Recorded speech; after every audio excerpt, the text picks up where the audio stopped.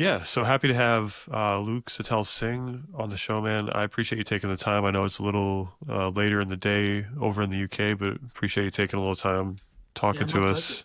Thanks for having me. Um, how have things been? Yeah, they've been good.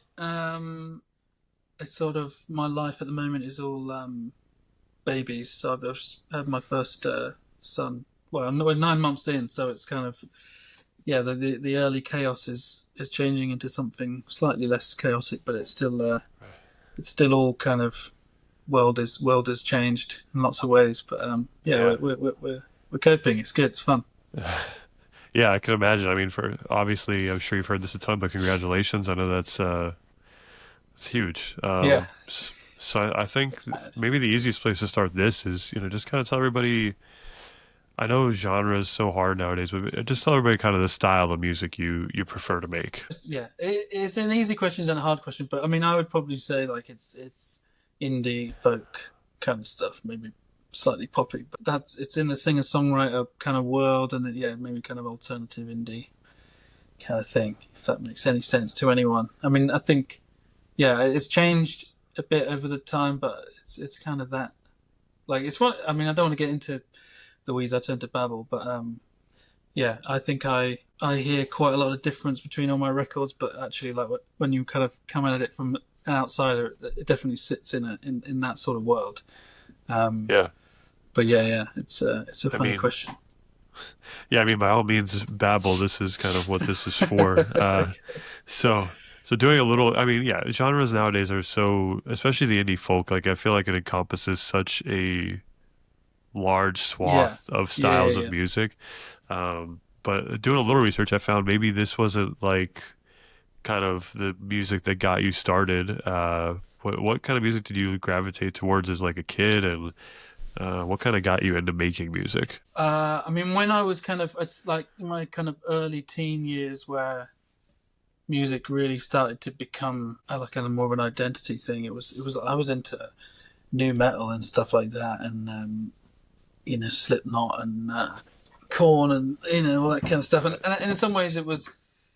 I mean, I talk about that phrase a lot, but it wasn't super significant to me. It was kind of like it was a kind of socially significant and kind of a group of friends, and we all like that kind of thing. And in that sense, it was really significant. But like in terms of where I am now and like what really moved me to kind of create, it was I was deep in that scene, but then I discovered Damien Rice, who was this Irish singer-songwriter, huge album called it was like 2000 I want to say 2001. I'm terrible with dates. That's probably really wrong. But yeah, that I remember it's like a TV ad for that, and it kind of I just remember knocked my socks off. I was just like, what is it? It never really engaged with kind of more somber, like acoustic based music, and I just was like, I'm going to do that. I want to do that, and I kind of I had an electric guitar at the time, and my brother had an acoustic, and I was like, still the acoustic. Never didn't really touch my electric for years after that. Just wanted to learn all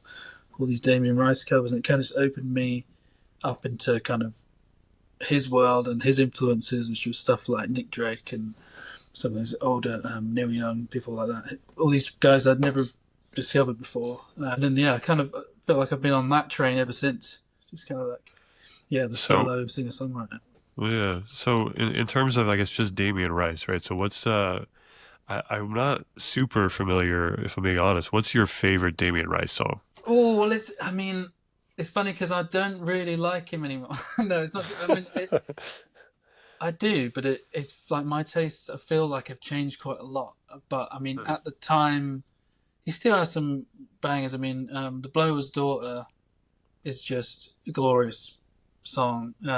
Such a simple song, and "Cannonball" was kind of like I think the big radio song. Might have been the first song I heard. So yeah, probably one of those two I would pick for kind of importance to me early on. Gotcha. Cannonball or the Blower's Daughter. So I think when people think indie folk, they find the music to be maybe a little more sad than usual, right? So Mhm. what is it about depressing music or sad music you would call it is kind of like attracts you to it? Like for me, it's like a cool sense of understanding, or like a maybe if I don't have a friend at the moment to like talk to, it's like a good way of, maybe not feeling alone. What about you? Yeah, yeah, yeah. I think it's those things. I mean, it's just one of those.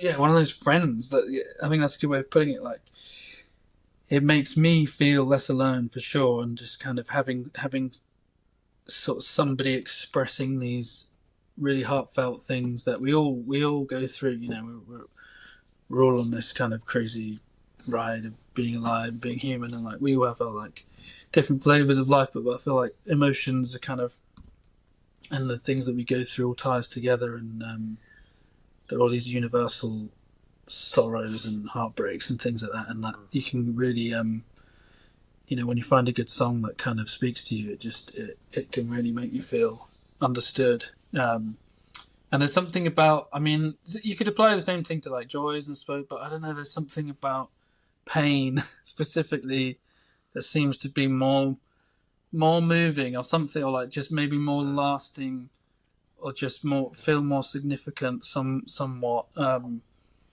That kind of just draws me to that. And I'm quite a melancholy guy. You know, I just sort of gravitate to the melancholy side of life, and find a lot of poetry there. And yeah, so I mean, as a kind of listener to music, that's what I resonate with. And then as a writer, it just like it just kind of there's just a lot there to kind of get Yeah. your teeth into as a writer. It's just like pain and suffering and heartbreak and stuff. You know, it's just fun, the Right. fun stuff. The fun stuff, yeah, yeah. I mean, especially recently, the sadder songs, I feel like I connect with more. I'll remember more than Yeah, like yeah, yeah, a yeah, happy song. I guess in terms of writing though, so you have a new album that came out in February, I yeah, believe that's right, called Full Spring. Can you just yeah. kind of talk about the backstory, the inspiration behind it, and yeah. Yeah, I mean, it's a funny one because I made that record like while a lot of life was happening. Um, I think as I've got this is my fifth album. As I've got kind of on in my career, and life has progressed alongside, like I find out if I have less time to kind of dedicate to like uh this is what this record's about. Or like I'm gonna go and disappear from my life for 2 weeks and kind of make a record. It's like it sort of has to be made as I'm going, Mhm. um, which I quite like. But it kind of means that uh, they're a bit more kind of all over the place in terms of like um, what they're about, or like what the inspiration was for like the whole record. Like there's just Yeah. life was happening, and in some ways that kind of is the the theme of this record is just like crazy life changes. Which was I used to I lived in LA for 5 years, and then we were moving back as I was writing this. We were struggling to get pregnant, so we were coming back to the UK to like look into all that, and there was a lot of pain and heartbreak around that, and then a lot of hope and kind of looking forward and trying to make plans and see if we could find a way to have a family, and like and then uh, even through to actually getting pregnant, and I think the record was finished before he was born. I'm trying to think my days now, but yeah, we knew that he was coming. Like I think as I was just finishing it, because there's a couple of songs that on the record that are sort of sung to my son. So yeah, there's this whole kind of spectrum of life, like my life at the end of that record versus when I started. That the first song that I wrote for it was just there's so much change. It looked nothing like each other. The same life pretty much. So kind of went Yeah. from LA, sunshine and fun and adventure, and like COVID as well, but to kind of Cambridge and having a boy on the way, new place, new everything. So yeah, I'd say change is a big theme, and then also kind of from a sort of more creative point of view, it was my first record that I just made pretty much on my own. I kind of dabbled in self production before, and the last record I did was as close as that as I could muster at the time. But I co-produced it with a friend of mine out in LA, and we just kind of found a little studio and made that. But this one was just like because of I always wanted to make a record on my own, but also I had to this time as well. So it was like it's kind of a good kind of necessary thing that I had to just bite the bullet and be like, no, I can do this. I can do this. So I had a little studio in London that I recorded most of it in, and so there was a lot of kind of time spent on my own in there, which was also quite therapeutic because, as I say, we were going through a tricky time in my wife, so it was kind of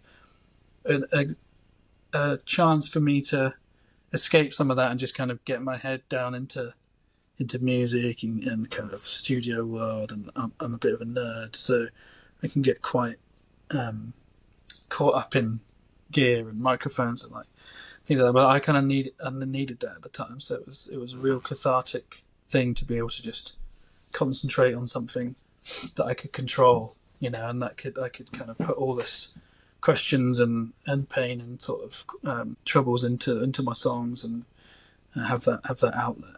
So yeah, that's sort of how this record came about.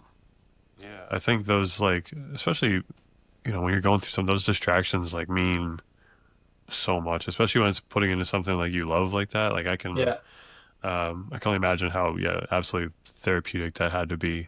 So yeah, you mentioned it was kind of like multiple points in your life. So in listening through it, my favorite song off of it was a song called "Saint and Thief." yeah. I would just love a little more backstory on that one if you could. Yeah. I Let me try and I can't remember where any of these songs came from. That's the Yeah. other thing. Like it kind of just a lot of them just came about. I mean, that one I think was pretty old actually. I'm pretty sure I had the sort of the track of that and kind of maybe it was the chorus. A lot of these songs, and this is different for me totally. I used to be very, very quick with my songwriting. Like if a song didn't really get finished very quickly, it wouldn't see the light of day. Nothing. Yeah. I find it really hard usually to go back to old ideas and kind of keep working on them. But on this record, there was definitely a handful of songs that were sitting around for, I'm not going to say years, just like kind of maybe a year, 6 months or something. Just I think I wrote that one, the start of that one I would have written out in LA. And I remember struggling with the chorus of that one for a long time. I had the kind of vibe of everything, and I had like the lyric, the main verse lyric. I mean, a lot of my lyrics, they're kind of a similar theme where it's just me going like, what, who am I? What's going on? Like, am I a good person? Am I doing this right? And I think as I get older and older, like that question never really answers itself. It's always just like keeps asking the same thing. Like that's kind of where the saint and thief idea is. Just like what, am I good? Am I bad? Am I doing things the right way and all that kind of stuff? So, and I think that song. I think the chorus of that, maybe I had at least 2 or 3 different choruses to that song that just didn't work. They weren't clicking for whatever reason. And then I think the final thing, because I kind of wrote that with Dan, my friend Dan, who helped on the last album, Dan Kroll, who's a great friend and songwriter and artist. I think if I get really stuck, I really trust his ears, so I just sent him this track and was just like, it needs a chorus, man. I just need a chorus melody. I'm just like so in the weeds here, and it's kind of partly the problem of working alone as well, and you just get completely just like lost sometimes. Just like, is this good? I don't even know. Maybe this is good, but I'm just can't see anything at the moment. So you have to get some fresh ears.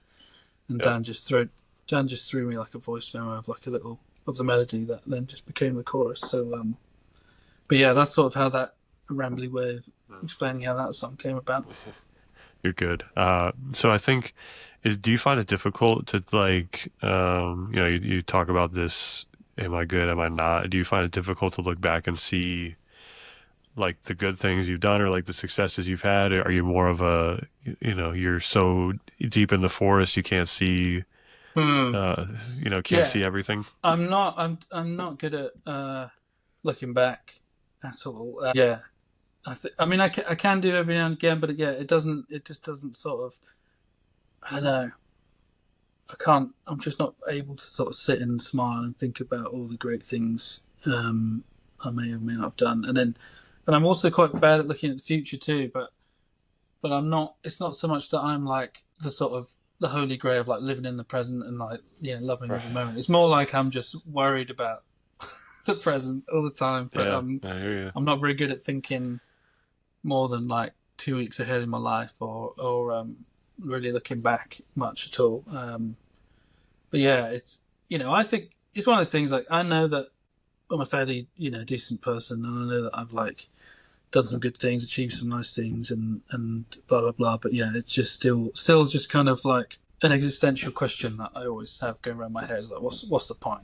Is this worth it? Am I worth anything? And maybe it's a question a lot of us have, but yeah, Yeah, I mean, yeah, I feel like the same person in that sense. I can like looking back and seeing like what I've done is like, oh, that's a little weird, and then looking forward a couple weeks, like more than like yeah, like you said, a couple weeks is like very hard for me to even yeah, focus yeah. on, and then yeah, just constantly worried about the next two The next weeks. bit, yeah, yeah, Uh, so yeah.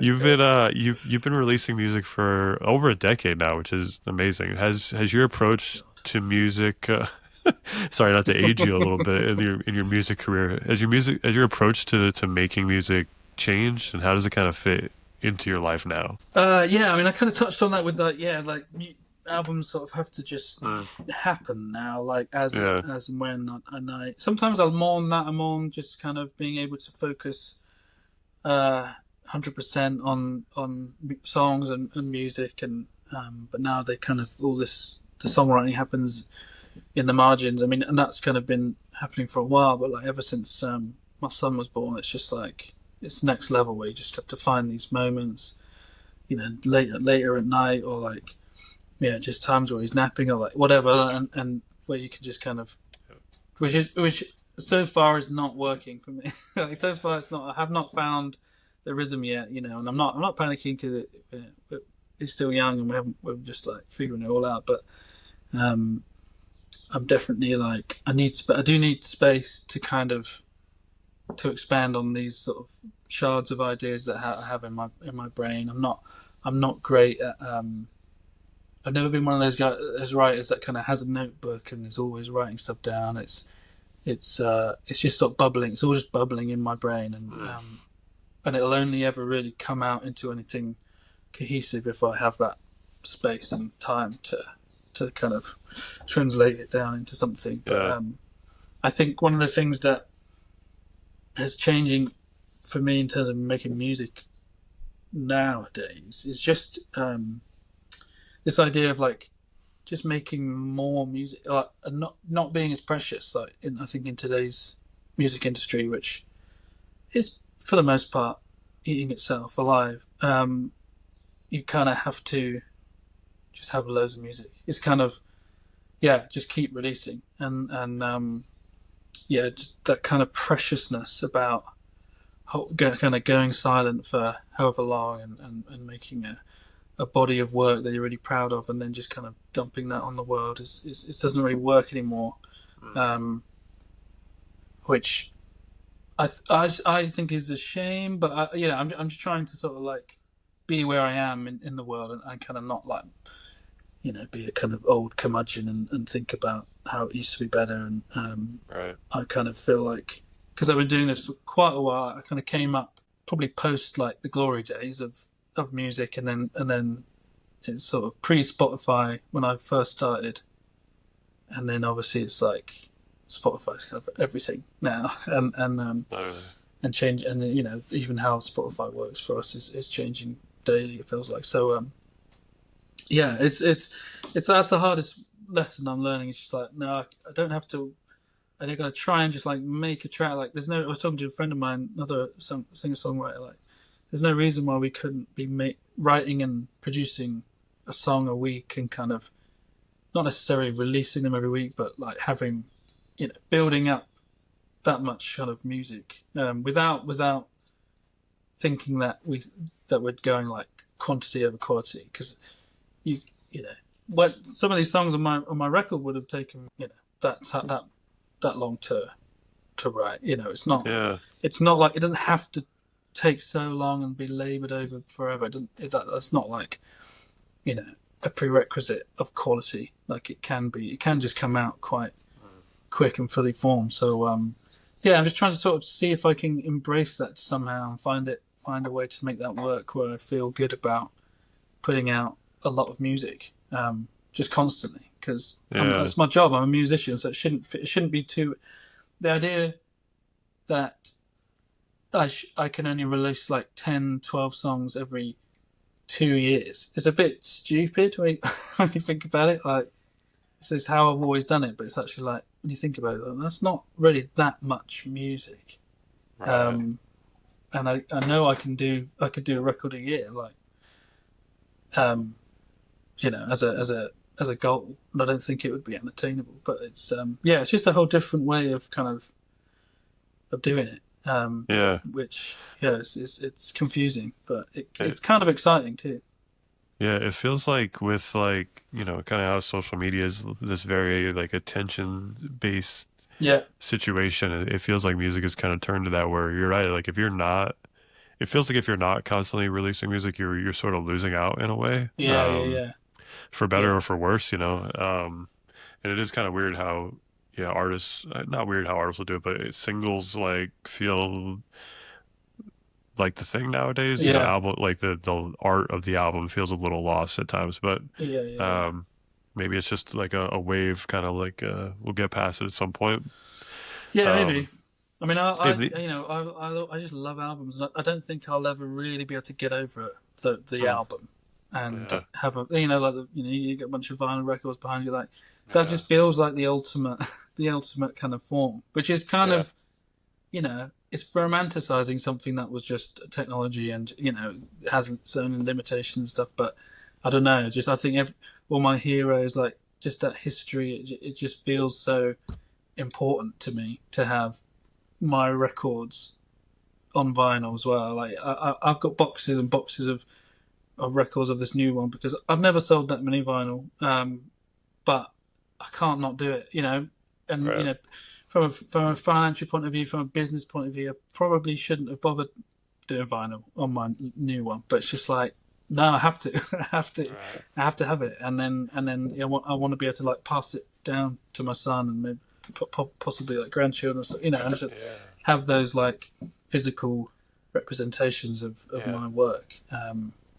So yeah, I don't know. It's a tough one to get your head around, but yeah, we'll see it'll all change in another like whatever 10 years or Yeah. something. Who knows what's going on? But Yeah. I mean, so kind of, with as busy as your life is, and on top of being a musician, father, husband, in terms of like the social media piece, where do you stand on it? How do you kind of fit it into your routine? Is it a necessary evil hmm. kind of situation? Yeah, I do a bad job, is what I do. I do a yeah, I'm pretty bad at it, and yeah, I haven't really figured it out. I'm kind of depending on how the last time I've spoken to my label and my kind of digital team at the label, who've given me a kind of kick up the bum. I might be kind of have some fresh energy, and it kind of lasts for a couple of weeks, and then I just kind of Yeah. fall off the wagon again because it's just not me. It's just not my brain. I don't know how to do it in a way that feels good. I'm just not much. I'm not a sharer. Like it's kind of going back to what we were saying about like how it works now. The album not really making sense. Like the album makes sense to me, and not sharing very much of myself makes sense to me. Like being a mystery. Yeah.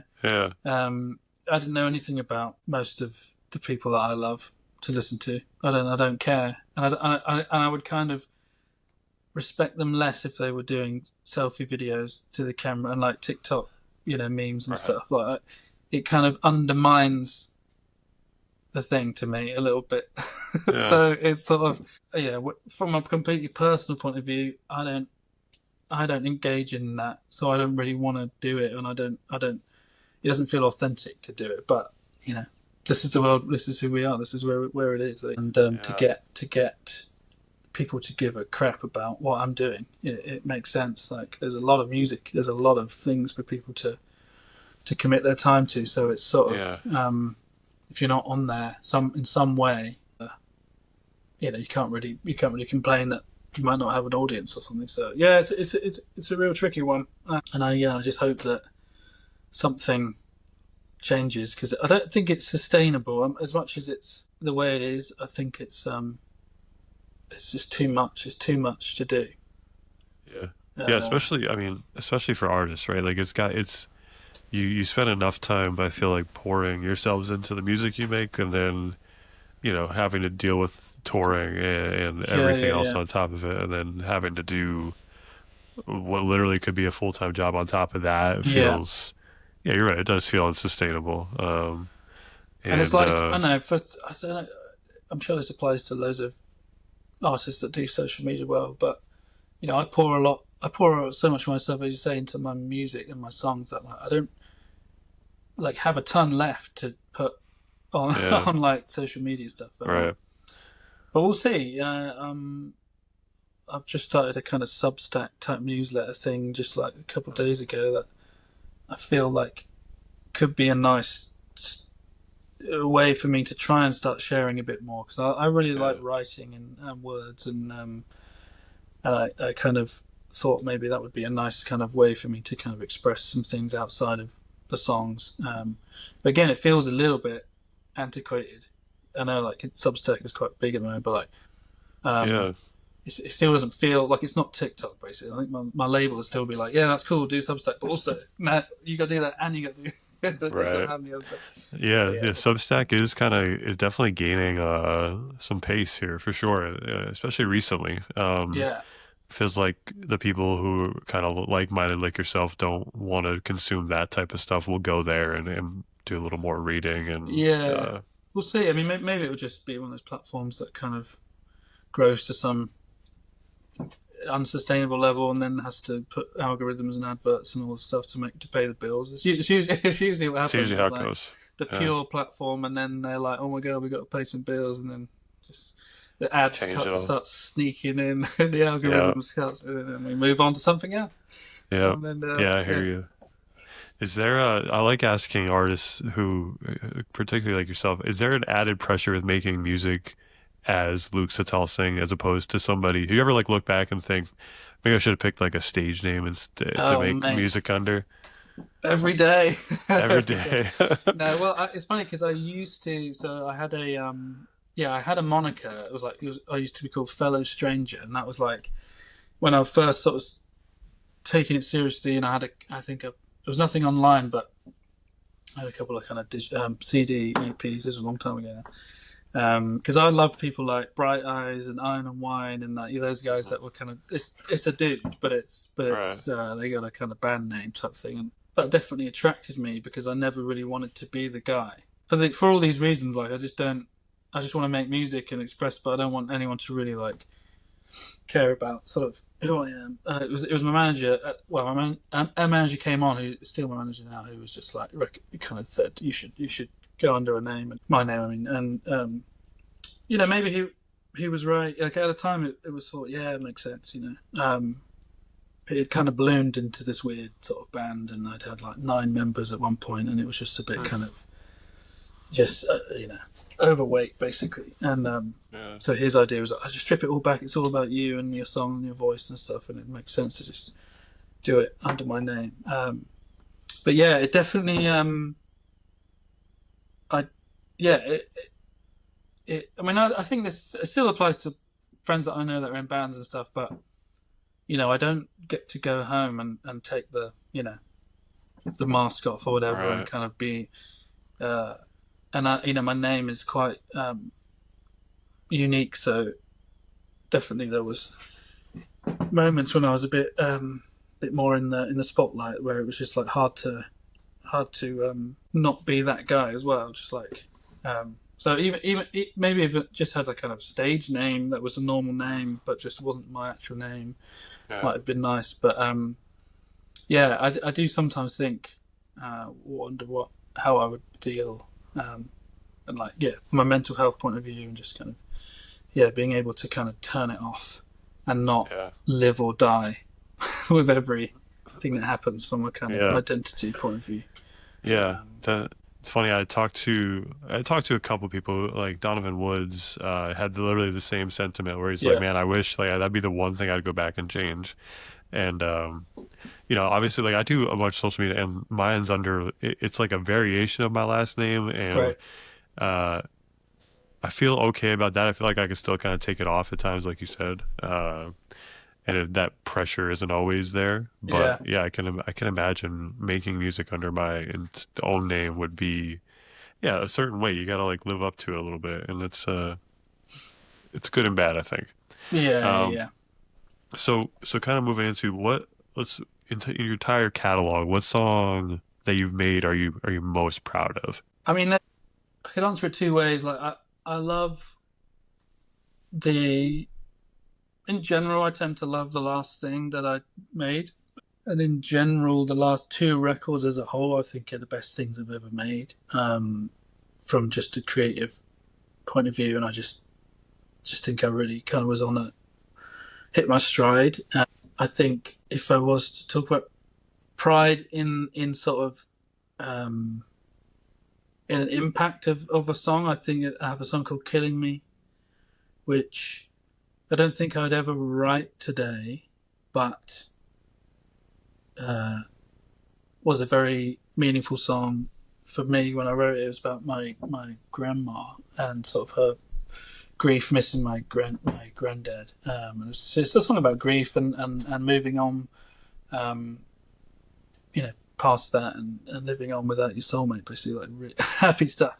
And it just it kind of had closest thing to sort of like a hit, I suppose, if it really wasn't a hit in any kind of radio or like commercial sense, but it found its way into TV shows and different things, and I got like was invited to do a TED talk about it at one point, and kind of it just like it touched a lot of people, and I got like a lot still today like get messages from people who it's really helped them, kind of like what we were saying about sad songs, like it really helped them in their Yeah, grief, and just like, which is probably one of the hardest things to go through. I would probably wager in life, and so to have been a comfort for so many people with a song like that is yeah, something I'm very proud of and very kind of humbled to have been able to do. So yeah, probably like that, and I'd probably pick that song if I was not trying to be too kind of, oh, my new music is better than my old music, but but like that song is definitely, it's been the most successful in a way that yeah. if I'm going to define success as something more than money and finance and fame, like it's been a song that has moved people and helped people. I think that one is the most successful in that sense. Yeah, I mean, I think that's yeah, like you said, kind of outside of financials. I feel like that's all you could ask for as an artist Yeah, is to just impact somebody. So I live my life in music curation and kind of suggesting music. So I love asking artists too. What about a song or an artist that you've just kind of been, obsessed with recently? yeah, that's a good question. I'm just going to open up because my mind goes blank. But the one that came to I can't remember it because it's a brand new artist that I could not get enough of.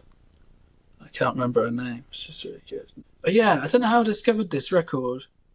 Mali Velasquez. You heard of her? I don't think so. This came out in 2023, actually. I'm Green I think it's a debut record, Mali Velasquez. So good. Just like, Yeah, kind of in that sort of young, indie, folky, kind of angsty thing. But yeah, like, I'm a little bit bored of that in general.